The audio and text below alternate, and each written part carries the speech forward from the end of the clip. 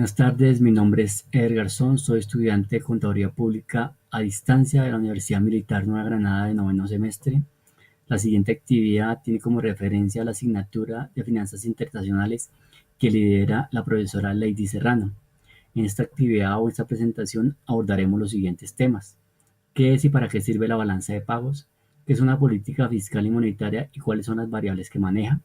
¿Cuál es el papel de las políticas en el valor del peso colombiano? ¿Por qué el valor de las tasas de interés por parte del Banco de la República? La reforma tributaria y el incremento de impuesto y gasto público. ¿Y por qué el valor actual del dólar respecto al peso colombiano? En primer lugar, vamos a ver la balanza de pagos, que es un registro de todas las transacciones monetarias producidas entre un país y el resto del mundo en un determinado periodo. En otras palabras, nos muestra cómo está la economía de un país frente a la economía del resto de los países. La balanza de pagos se divide en dos subcuentas: la cuenta corriente, que es donde se registran las exportaciones menos las importaciones de bienes y servicios, es decir, cuánto le compramos al resto del mundo y cuánto le vendemos al resto del mundo. Es muy importante porque nos muestra si un país es competitivo o no, es decir, si el saldo de esta cuenta es positivo, nuestros productos son apetecidos en otros países, pero si lo contrario, si el saldo de esta cuenta es negativo, quiere decir que los productos de afuera son más competitivos que los nuestros. La siguiente subcuenta es la cuenta de capitales, que es donde se registran las transacciones financieras, es decir, cuánto dinero entra en la economía del país por inversiones en el exterior, créditos, transferencias o remesas del resto del mundo. Menos cuánto dinero sale por inversiones en el exterior, préstamos en el exterior o remesas a otros países, y estos muestran la cantidad de dinero que entra y sale del país. Al sumar los saldos de estas dos cuentas, evidenciamos que las reservas internacionales aumentan o disminuyen. Es decir, si el saldo es positivo, las reservas internacionales aumentan, pero si el saldo es negativo, las reservas internacionales disminuyen. Entre más aumenten las reservas internacionales, quiere decir que están entrando muchas divisas, y esto hace que la moneda local se fortalezca y sea necesario que la moneda local se revalúe. Otro de los temas que vamos a abordar es el concepto de políticas fiscales y monetarias. La política fiscal hace referencia principalmente a la administración de los ingresos, gastos y financiamientos del sector público. La política fiscal trata de las estrategias del Estado que implementa para incrementar recursos del país, también para administrar la forma eficiente de dichos recursos.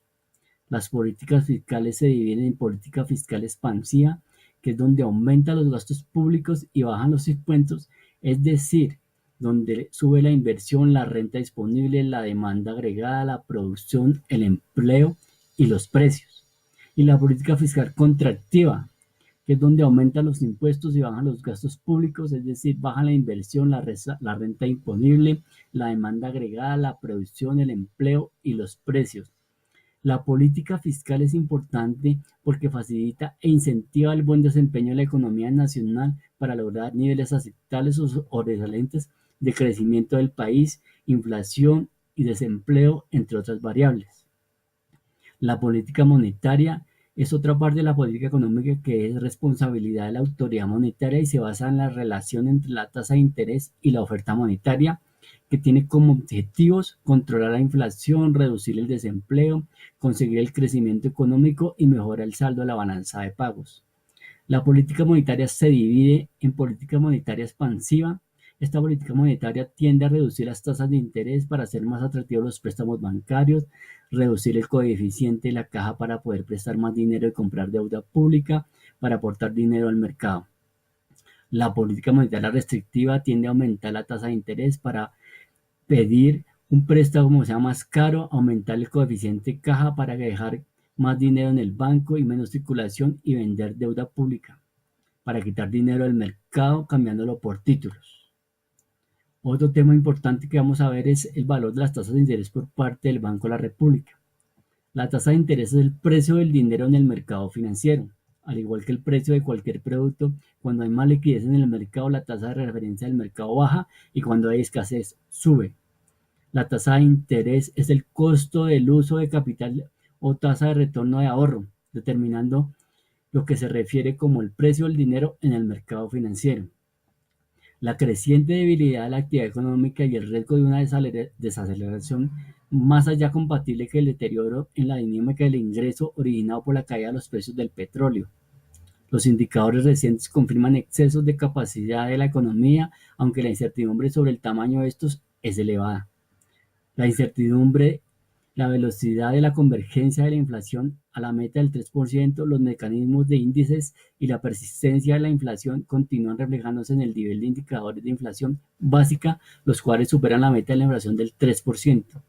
Agosto de 2017 las tasas de interés están al 5.5%. Otro tema que vamos a abordar es la reforma tributaria. Cambia uno o varios aspectos de la estructura tributaria buscando a través de ella aumentar o disminuir la cantidad de dinero que recibe el Estado por concepto de impuestos. En el caso de Colombia, en la más reciente reforma tributaria de 2016, el Congreso aprobó en donde aumenta el IVA del 16 al 19, más impuestos de combustibles, cigarrillos, licores, entre otros. La reforma tributaria pretende generar más recursos al Estado, es decir, aumentar el peso del impuesto sobre el Producto Interno Bruto. Se busca mayor equidad en el sistema tributario y formalizar sectores que antes estaban no formalizados. Para el año 2017, el choque del petróleo generó un desbalance importante en las cuentas fiscales del país. Si bien el gobierno intentó contrarrestar la caída de las rentas petroleras con recortes de gastos, la poca flexibilidad de algunos componentes del mismo impidió que éste se ajustara a las proporciones deseadas. Adicionalmente, la notable depreciación del tipo de cambio trajo consigo la caída de precios del petróleo, encareció el endeudamiento externo y aumentó de manera importante el pago de interés, generando presiones adicionales sobre el gasto público. El Ministerio de Hacienda, Planeación, Presupuesto para 2019 incluyó un fuerte recorte en el gasto y más bien sería una reducción del mismo, dado que debe mantener sus programas sociales, la inversión, la infraestructura y la ampliación del acuerdo de paz, entre otros factores. Como último punto, vamos a tratar el valor actual del dólar respecto al peso. Para poder explicar, es necesario saber qué sucede por fuera del país, va marcando el rumbo del dólar. Hay 5 razones específicas por las cuales el dólar en los últimos años ha estado caro y estas son: el petróleo es y seguirá siendo de los principales determinantes de la divisa, es decir, que debido al aumento de producción de petróleo, el precio esté bajo, lo que causó que Colombia recibiera menos cantidad de dólares. El principal producto de exportación en Colombia es el petróleo. Cuando está en el mercado vale menos, el dólar se pone más escaso y por lo cual se vuelve más costoso. Otro, la inflación, porque todos los bienes importados están denominados en dólares, es decir, que si requieren traer productos a Colombia hay que comprar por medio de dólares y después traer los bienes, lo que hace que los productos importados sean más costosos. La presión presupuestaria es lo que sucede cuando el gobierno empieza a hacer presupuesto con plata que no sabe dónde va a salir. Debido a la deuda externa, se ha duplicado, genera inquietud en los inversionistas y prefieren hacer negocios en países con más solvencia económica, lo que disminuye el flujo de dólares y eso hace más costoso el dólar. Una caída de la tasa de crecimiento en el país es consecuencia de la reducción de exportaciones, inversión extranjera, lo cual traduce menor flujo de dólares, por lo tanto la mayor devaluación del peso colombiano. El aumento del déficit de cuenta corriente, es decir, que Colombia tiene mucho más deudas de activos en el exterior. Esto es desequilibrio que se traduce en la mayoría de salida de dólares del país, que se traduce en devaluación del peso. Como conclusión, podemos decir que en Colombia la política monetaria se rige en un esquema de inflación de objetivos, cuyo propósito es mantener una tasa de inflación baja y establece y alcanza crecimiento de producto acorde a la capacidad potencial de la economía. Cuando la tasa de inflación varía y los recursos monetarios con los que cuenta el país disminuyen, se deben tomar ciertas decisiones que, como la reforma tributaria, el cambio del valor de las tasas de interés y promover ciertos sectores económicos de la agricultura.